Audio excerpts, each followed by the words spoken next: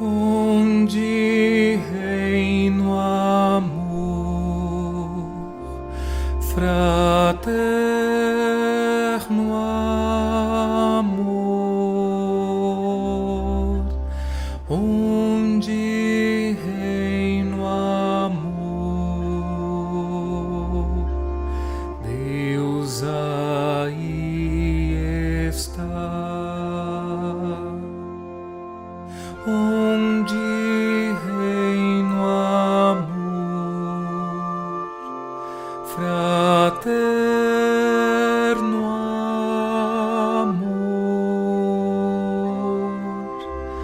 onde reina o amor, Deus aí está.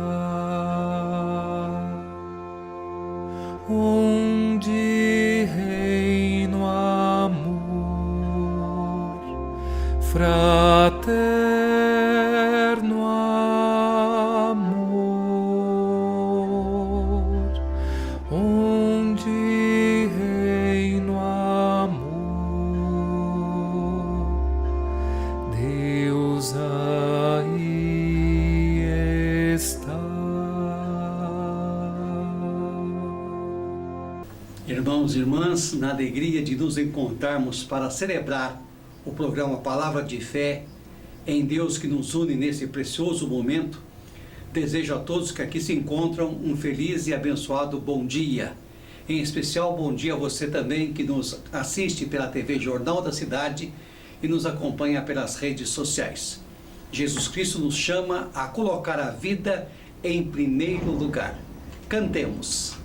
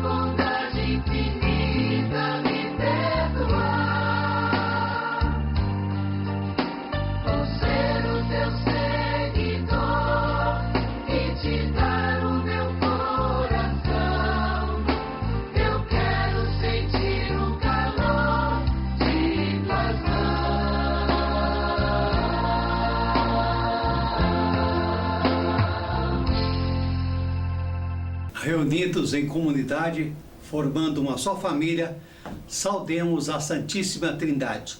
Em nome do Pai, e do Filho, e do Espírito Santo. Amém. Meus irmãos e minhas irmãs, neste domingo festivo, celebramos o dom da vida que é fruto do amor e da misericórdia de Deus. Ele ama a todos de forma incondicional e nos concede o necessário para uma vida feliz. O Senhor é a segurança de nossas vidas e com isso é vazia a segurança que colocamos nas coisas deste mundo.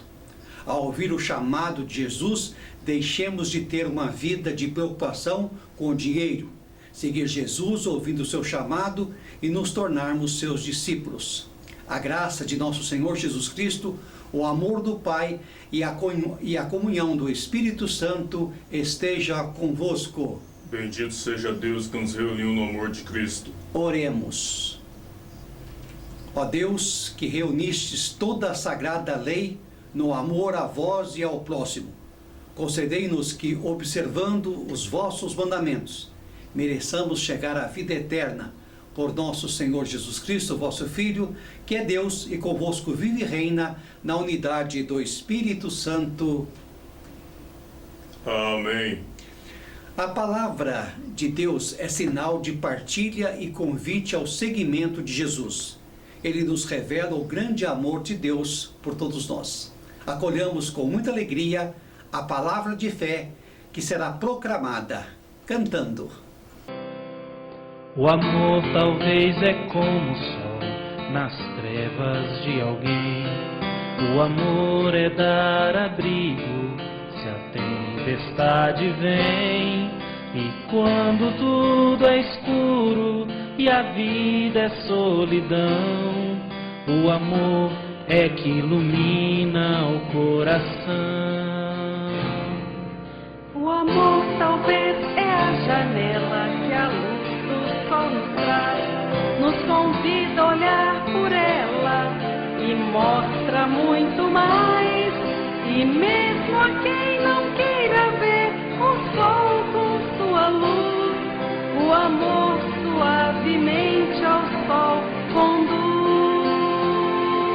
O amor, quem sabe, é como a flor, Talvez o mal me quer, pra qualquer um é gozo, é dor. é um jeito de querer. Tem gente que até mesmo diz que amou e é infeliz.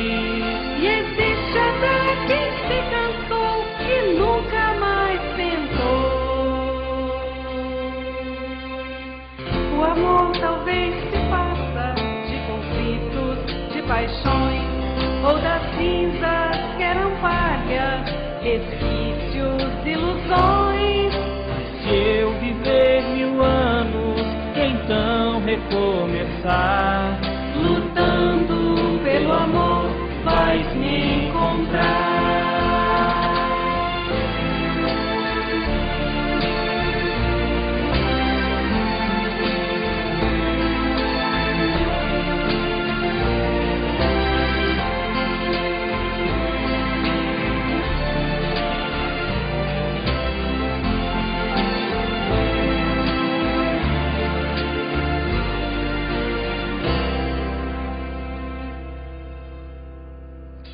O amor talvez se faça de conflitos e paixões, ou das cinzas que eram palhas, resquícios, ilusões. mas se eu viver 1000 anos, e então recomeçar, Lutando pelo amor, vais me encontrar.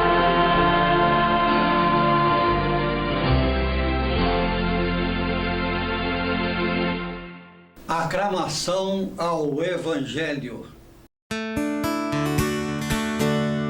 Aleluia, aleluia, aleluia, aleluia, aleluia, aleluia, aleluia, aleluia. Ide ao mundo, ensinai aos povos todos.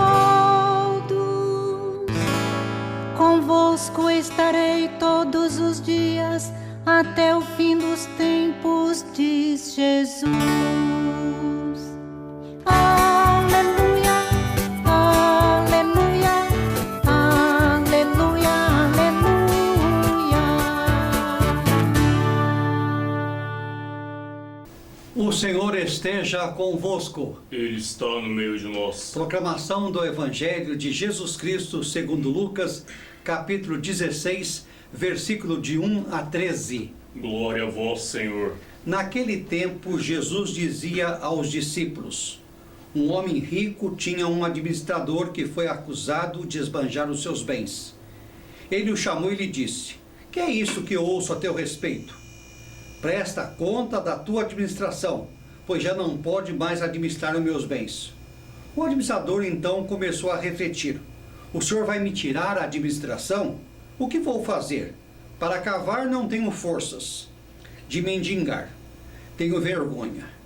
Já sei o que fazer, para que alguém me receba em sua casa quando eu for afastado da administração. Então ele chamou cada um dos que estavam devendo ao seu patrão e perguntou ao primeiro: quanto deves ao meu patrão? Ele respondeu: 100 barris de óleo. O administrador disse: pega a tua conta, senta-te depressa e escreve 50. Depois ele perguntou ao outro: e tu, quantos deves? Ele respondeu: 100 medidas de trigo. E o administrador disse: pega a tua conta e escreve 80. E o senhor elogiou o administrador desonesto, porque ele agiu com esperteza. Com efeito, os filhos deste mundo são mais espertos em seus negócios do que os filhos da luz. E eu vos digo: usai o dinheiro injusto para fazer amigos, pois quando acabar, eles vos receberão nas moradas eternas. Quem é fiel nas pequenas coisas, também é fiel nas grandes. E quem é injusto nas pequenas, também é injusto nas grandes. Por isso, se vós não sois fiéis no uso do dinheiro injusto, quem vos confiará o verdadeiro bem? E se não sois fiéis no que é dos outros, quem vos dará daquilo que é vosso? Ninguém pode servir a 2 senhores, porque ou odiará um e amará o outro, ou se apegará a um e desprezará o outro. Vós não podeis servir a Deus e ao dinheiro. Palavra da salvação. Glória a vós, Senhor. Amados irmãos e amadas irmãs, neste 25º domingo do tempo comum, vemos que Jesus e seus discípulos continuavam em viagem a Jerusalém. As dificuldades de seguir o Mestre são muitas. É preciso tomar decisão e abandonar o que atrapalha no seguimento. O Evangelho de hoje nos convida a refletir sobre o apego à riqueza. A parábola do administrador infiel é um alerta sobre os obstáculos, desafios e exigências do discipulado. Provoca-os a serem ágeis e espertos nas coisas do reino. O administrador agiu de forma muito esperta nas questões econômicas e negociações. Ele usou o dinheiro para ganhar a simpatia dos amigos devedores de seu senhor. Abre mão dos seus lucros para captar a benevolência dos devedores que garantirão o seu futuro. O patrão elogia a esperteza do administrador. O que interessa nessa parábola não é o homem rico, o administrador ou a desonestidade com que ele age. O texto lido hoje, Lucas 16, de 1 a 13, é considerado um dos ensinamentos mais difíceis e surpreendentes de Jesus, e até contraditório, pelas razões que mostraremos a seguir. Trata-se da chamada parábola do administrador infiel ou desonesto, que visam explicar o sentido da parábola, tornando-a menos contraditória. A parábola, exclusiva do Evangelho de Lucas, enquanto parte das sentenças a seguem, encontram paralelismos do Evangelho de Mateus. A maioria dos estudiosos considera esta parábola a mais difícil de todas as parábolas da Bíblia, conforme lhes falei. Pois à primeira vista, Jesus parece apresentar um homem desonesto como um modelo a ser imitado pelos discípulos. Aqui vale lembrar que o caminho no Evangelho de Lucas é um programa formativo de Jesus para seus discípulos, mais do que um percurso físico e geográfico. Geralmente as parábolas propõem um personagem exemplar, um modelo a ser imitado pelos discípulos de Jesus. Mas nesta de hoje, nenhum dos personagens serve de paradigma, nem o patrão, nem o administrador, embora seja louvável a sua capacidade de tomar decisão acertada no momento mais crítico da vida. Ainda a nível de contexto, é importante recordar que esse texto faz parte de um capítulo todo dedicado à reflexão ao uso dos bens materiais e das riquezas. Trata-se do capítulo 16 de Lucas, que começa com a parábola do administrador infiel e termina com a do pobre Lázaro, o rico avarento, conforme Lucas 16, 19 a 31. Isso mostra a importância que o tema do uso dos bens materiais tem na obra de Lucas. No programa formativo dos discípulos, ele dedica um espaço considerável a este tema. Além da relevância e importância do tema, esse dado revela as prováveis dificuldades da comunidade na vivência dessa dimensão importante da vida. E as duas parábolas são exclusivas do terceiro evangelho. Ambas são intercaladas por sentença de efeito prático, exortativo, em estilo proverbial, que funcionam como interpretação da primeira parábola. A de hoje é preparação para a segunda, que será lida na liturgia do próximo programa, domingo que vem.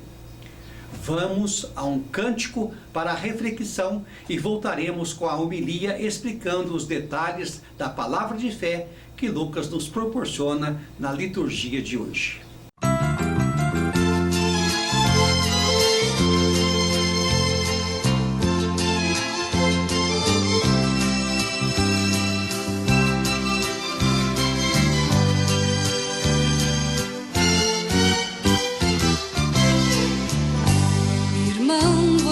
Sabe o valor que tem uma alma? Nem todos os recursos humanos poderiam pagar. O dinheiro, a prata e o ouro do mundo inteiro é pouco demais pro valor de uma alma poder comparar. Irmão, o valor de uma alma custou muito caro. É necessário sentirmos por ela imenso amor,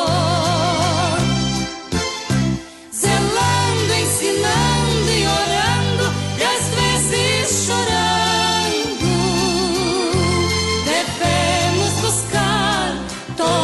As almas que Jesus comprou.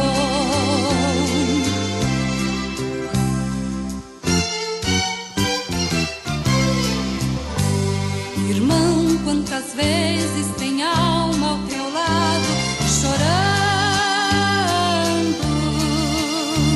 sofrendo, gemendo com fardo pesado de dor. Chegar, perecer, você é o culpado. Tenhas cuidado, porque uma alma tem muito valor. Irmão, o valor de uma alma custou muito caro.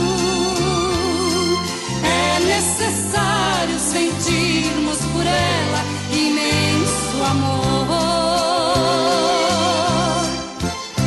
zelando, ensinando e orando, e às vezes chorando.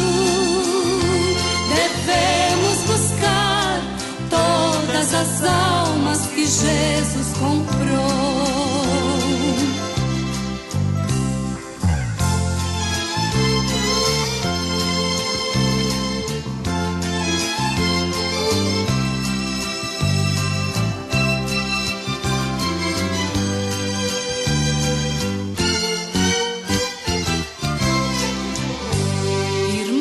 Você lembra do ID, do mestre amado? Não foi um pedido, mas ordem que ele nos deu. Como podemos ficar com os braços cruzados, se ele de braços abertos por todos morrer? Irmão, o valor de uma alma custou muito caro. sentimos por ela imenso amor. Zelando, ensinando e orando, e às vezes chorando, devemos buscar todas as almas que Jesus comprou. Meus irmãos e minhas irmãs, como eu dizia, Lucas é o evangelista que mais combate a concentração de riquezas, propondo a partilha e a solidariedade. Por isso, o seu evangelho é considerado o evangelho dos pobres. Em Atos dos Apóstolos, Lucas continua insistindo com o tema das riquezas e a necessidade de fazer bom uso delas, ensinando insistentemente que se deve abrir mão delas pelo bem da comunidade. Assim, tendo já identificado o contexto da parábola da liturgia de hoje, a catequese sobre o uso dos bens materiais e riquezas, podemos logo no início identificar os destinatários da mesma, os discípulos, como vem afirmando no texto. Jesus dizia aos discípulos. Quando o Evangelho afirma que Jesus dirige o ensinamento diretamente aos seus homens de confiança, quer dizer que se trata de algo urgente e, portanto, inadiável. E quando ele insiste com o mesmo tema, significa que esse tema é muito importante e, ao mesmo tempo, que os discípulos não estão assimilando bem a ponto de ser necessário repetir diversas vezes e de diferentes maneiras o mesmo ensinamento. Tudo isso se verifica quando se trata do cuidado com o uso dos bens materiais e das riquezas. Recordemos algumas ocasiões ao longo do caminho em que Jesus advertiu os discípulos sobre isso na oração do Pai Nosso, ao recomendar que pedisse ao Pai apenas o necessário para cada dia, conforme Lucas 11:3. Quando se negou a interferir com questões relacionadas à divisão de uma herança, contando em seguida a parábola do rico insensato, Lucas 12:16-21, na apresentação das exigências para o seu seguimento, ao colocar a renúncia de todos os bens como condição para ser seu discípulo, conforme Lucas 14:33. Como se vê, há uma insistência de Jesus ao apresentar o tema do uso dos bens materiais e das riquezas, e isso se deve à resistência dos discípulos que persistiam em fazer pouco caso com uma questão tão fundamental, a ponto de Jesus, por necessidade, tornar-se repetitivo nas suas parábolas e ensinamentos. Feitas as devidas considerações, entramos diretamente no conteúdo da parábola de hoje, cujo enredo é sintetizado já no primeiro versículo. Um homem rico tinha um administrador que foi acusado de esbanjar os seus bens. Versículo 1. Embora se trate de uma parábola, alguns estudiosos acreditam que Jesus conhecesse histórias reais semelhantes a essa. Como na época havia uma forte concentração de terras em poucas mãos, esse versículo inicial descreve uma situação muito comum.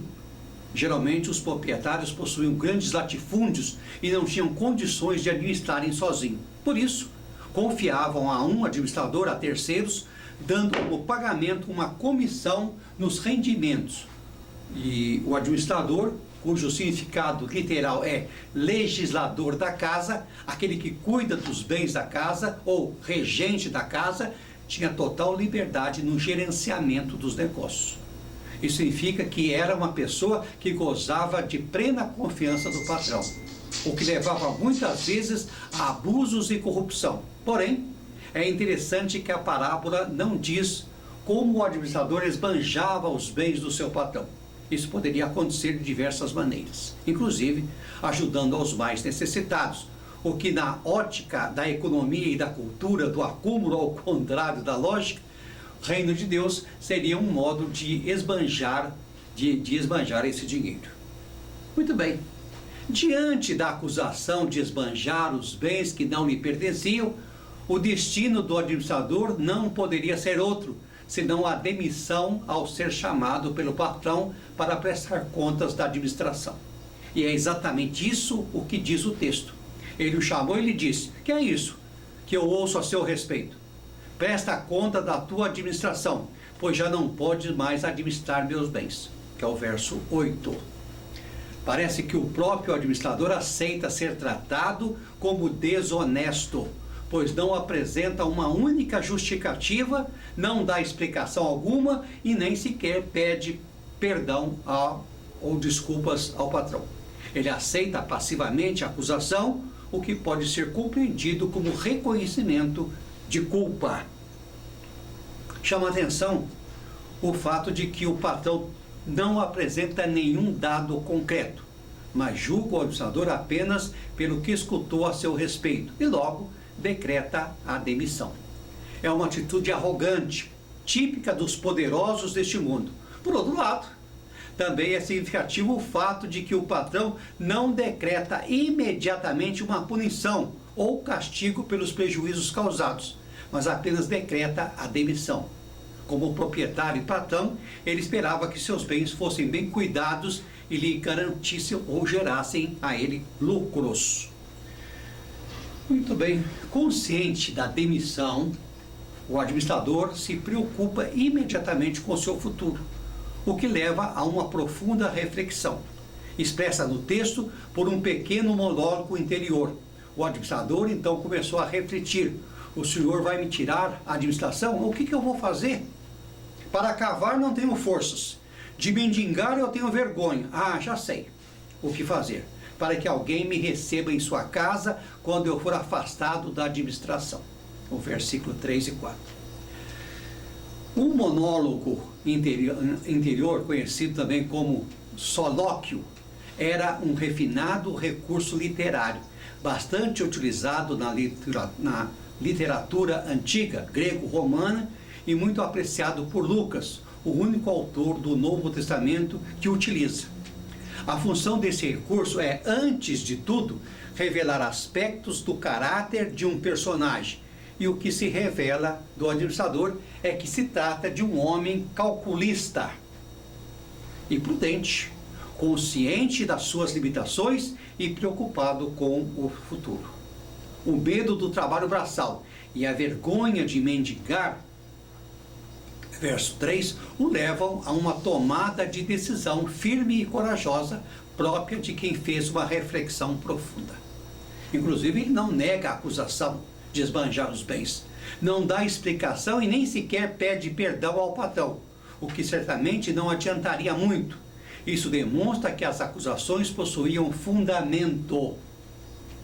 Apesar de desonesto, o administrador era um homem reflexivo. Sabia que o futuro se constrói agora e há decisões que não podem ser adiadas. E no momento mais crucial da vida, ele chegou à conclusão de que o mais importante é investir em amizade, um bem do qual não serão exigidas prestações de contas. Da reflexão veio a decisão, e da decisão a atitude. Então ele chamou cada um dos que estavam devendo ao seu patrão, e perguntou ao primeiro: quanto deves ao meu patrão? Ele respondeu: 100 barris de óleo. O administrador disse: pega a tua conta, senta-te depressa e escreve 50. Depois ele perguntou a outro: e tu, quanto deves? Ele respondeu: 100 medidas de trigo. O administrador disse: pega a tua conta e escreve 80. Versículos 5 e 7. Temos aqui o centro da parábola. Ora, o sistema tributário da época era bastante abusivo, contrariando inclusive as leis do Antigo Testamento, que proibiam a usura, ou seja, o empréstimo por juros. As altas quantias que os devedores deviam ao patrão podiam ter sido aumentadas também por juros injustos aplicados pelo próprio administrador. Contudo, o foco aqui é a reflexão do administrador. Ele partiu de um dilema: agradar ao patrão e aos devedores. Pensando no futuro, preferiu a segunda opção e convidou os devedores a uma revisão nas contas. Também neste momento, ele revela uma clara falta de honestidade e transparência, propondo que os próprios devedores adulterem suas contas, ao pedir que sejam eles mesmos a escrever a nova fatura. Embora a parábola apresente apenas 2 devedores, supõe-se que havia um número muito maior devido às proporções e consequências do caso, o ponto de causar a sua demissão. Os 2 casos descritos, um devedor de azeite e outro de trigo, ajudam a compreender que, mesmo se tratando de quantias muito grandes, se trata de produtos de subsistência e, embora de grande valor, eram necessidades primárias para a alimentação do dia a dia, o que vem a supor que os devedores eram pessoas pobres que se endividaram para garantir o pão cotidiano. Os devedores deviam muito e, de fato, eram bens de necessidade básicas. Textos proféticos do Antigo Testamento denunciam a escravização por dívidas. Muitas vezes os pobres endividados eram escravizados e até transformados em mercadorias, conforme Amós 2:6-8:6. Portanto, a revisão das contas prova que o administrador fez uma opção clara. Escolheu o lado dos mais fracos, dos endividados, tornando-se amigos deles, conforme o versículo 9. Quanto ao favorecimento dos devedores, muitas interpretações afirmam que o administrador, com os supostos descontos de 50% para um e 20% para o outro, estava apenas abrindo mão da sua desonesta comissão, com total liberdade para gerenciar os negócios. Os administradores costumavam cobrar valores mais altos e exigir comissões, como faziam também os cobradores de impostos. Meus irmãos e minhas irmãs, é inegável que o administrador foi calculista e esperto. Soube sair de uma situação que aparentemente não tinha saída. Tanto é que, no final, foi elogiado até mesmo pelo patrão, que apareceu no início da parábola como acusador. E o Senhor elogiou o administrador desonesto porque ele agiu com esperteza. Na verdade, bem mais do que esperteza. O termo que Lucas utiliza equivale à prudência, que é uma das qualidades do homem sábio, conforme a tradição bíblica. Daí também a observação conclusiva de Jesus na segunda parte do versículo. Com efeito, os filhos deste mundo são mais espertos que os seus negócios do que os filhos da luz. Muito bem. A expressão filhos da luz designa aqui, obviamente, os membros da comunidade. Embora rara no Novo Testamento, essa expressão era muito usada em comunidades judaicas do primeiro século. Aqui se contrapõem os membros da comunidade cristã aos de fora. Obviamente, nem Jesus e nem o evangelista querem que se reproduzam na comunidade as relações mercantilistas do império. Jesus está denunciando que falta empenho e compromisso na edificação do reino, se os cristãos e cristãs se empenhassem na construção do reino com o mesmo afinco com que os homens de negócios se empenham na obtenção das suas vantagens. O mundo seria diferente, com certeza.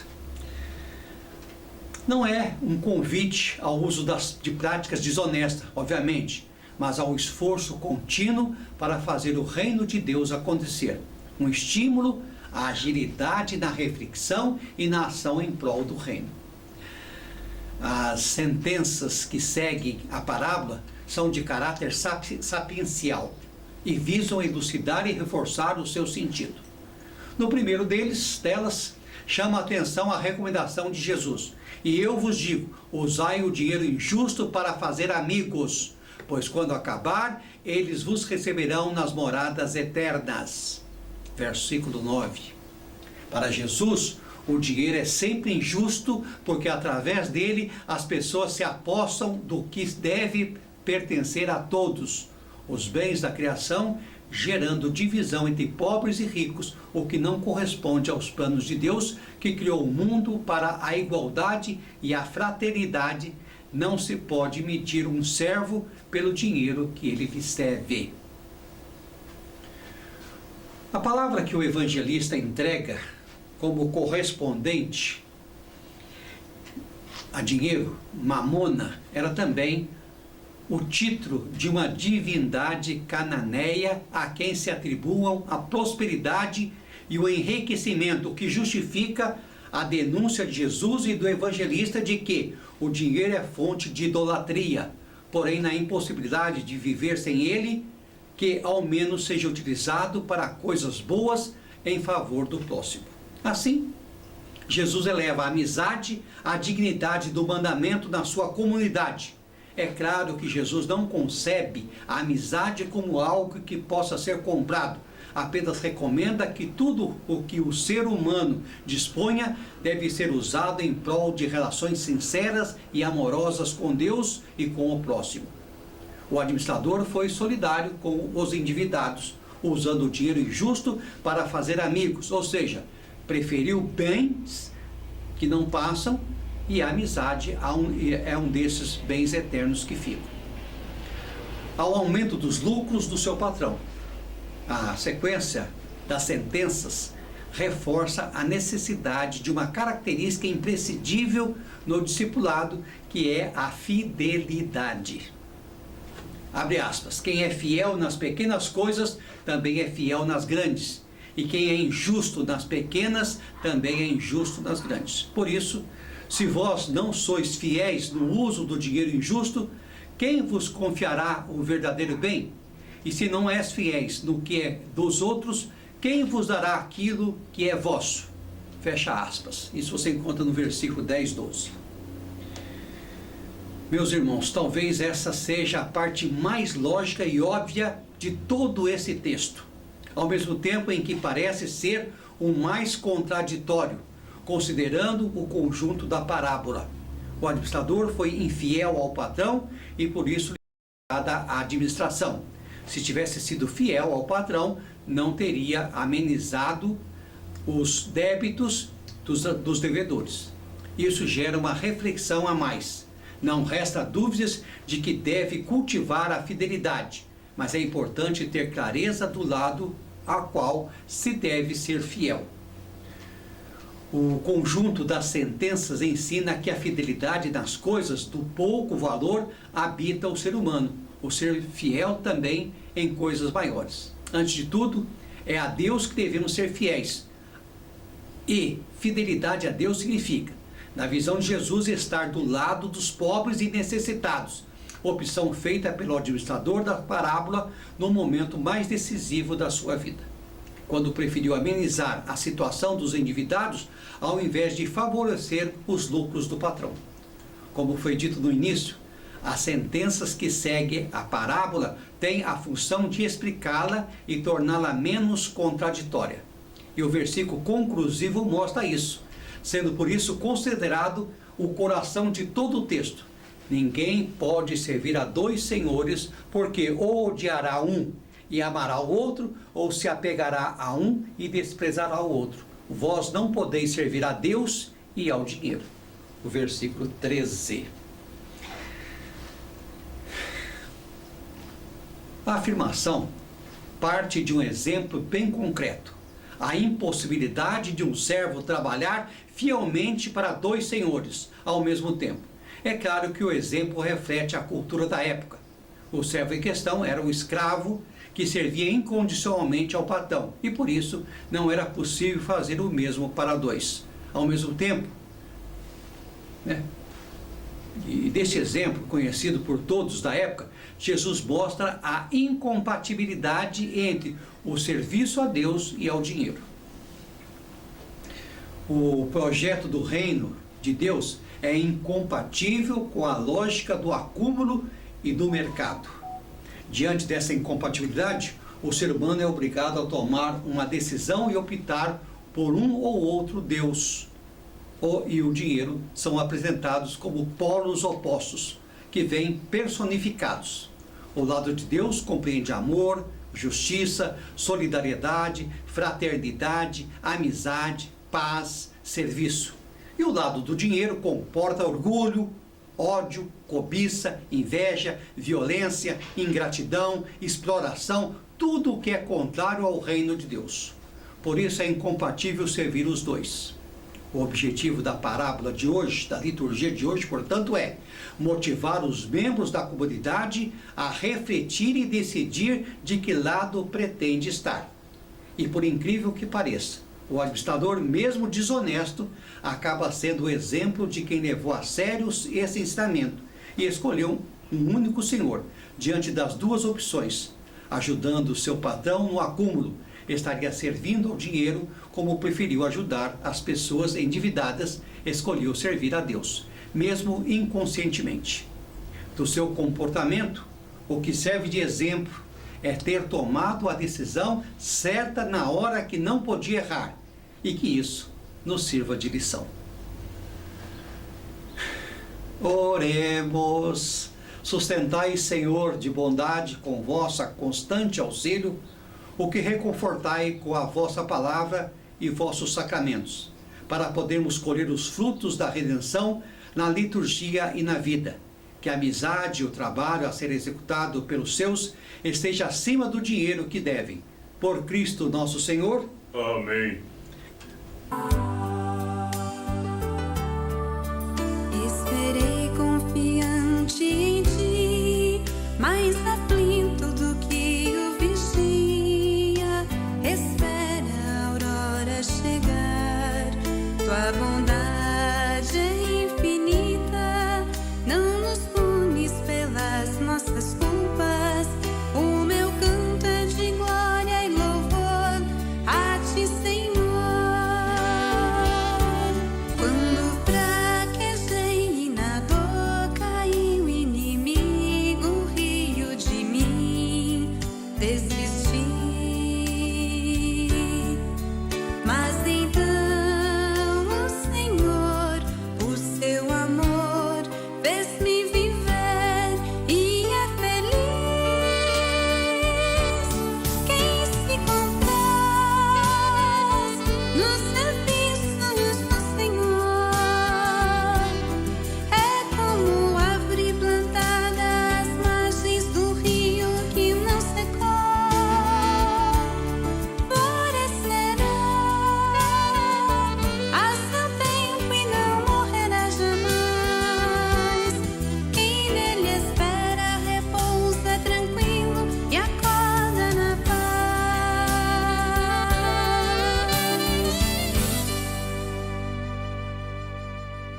Muito bem, depois desse canto e desta homilia um pouco extensa hoje, só nos resta fecharmos o livro e encerrarmos o nosso programa de hoje. O Senhor esteja convosco. Ele está no meio de nós. Abençoe-nos e guarde-nos, ó Senhor Todo-Poderoso e cheio de misericórdia. Pai, Filho e Espírito Santo, Amém. testemunhando Jesus Cristo com a vida dos seus apóstolos e com o que temos visto nos dias de hoje, é bom refletirmos nos ensinamentos. Ide em paz. No poder do Espírito Santo, vamos em paz e que o Senhor nos acompanhe.